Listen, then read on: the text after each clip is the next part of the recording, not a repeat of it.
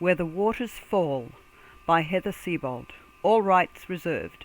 No part of this story may be reproduced in any way without prior written consent of the author. She stepped out of the doorway of the tiny cabin and raised her face to the sun, enjoying its touch on her skin, and murmured, "Blessed be Yah." The sunlight turned her hair into a rainbow halo around her body. Turning, she closed the wooden door behind her and passed down the cobblestone pathway. The cabin was built under a shelf of rock on the side of a heavily forested mountain. Being built of the same stone, it blended in and was practically invisible from any distance, except for the stone flagway leading from the front door. A clearing lay off to the side of the mountain. Wide and waving with grasses and flowering herbs, it terminated at a waterfall that dropped with a dull roar from the pool above into the ravine the water had carved at its base. In the edge of the surrounding forest, multiple varieties of fruit trees, bushes and vines grew, all laden with ripe and ripening fruit. The path led along the edge of the forest and terminated at the waterfall.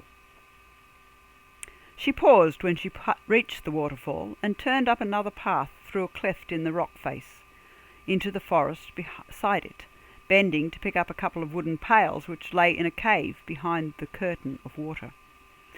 The path wound through the forest to a secondary clearing where many four-legged animals walked, lay, hopped, and fed on the lush herbage. Her eyes travelled to the far end of the clearing where he stood awaiting her arrival. The sun glinted in his hair and beard, turning it to burnished gold, and his pearly white teeth gleamed in his welcoming smile. She continued across the clearing till she reached his side, and they turned together towards the animals gathered.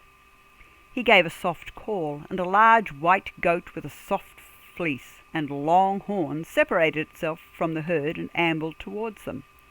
She handed him one of the buckets, and he withdrew from it a long-toothed comb. She took another, and they began to comb the fleece of the animal.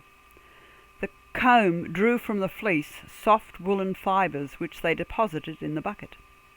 After some time he called softly again, and another of the goats ambled towards them, and the grooming was repeated. When all 5 of the animals had been groomed, she in turn called softly, and one of the goats, trailing a miniature of itself, ambled towards her.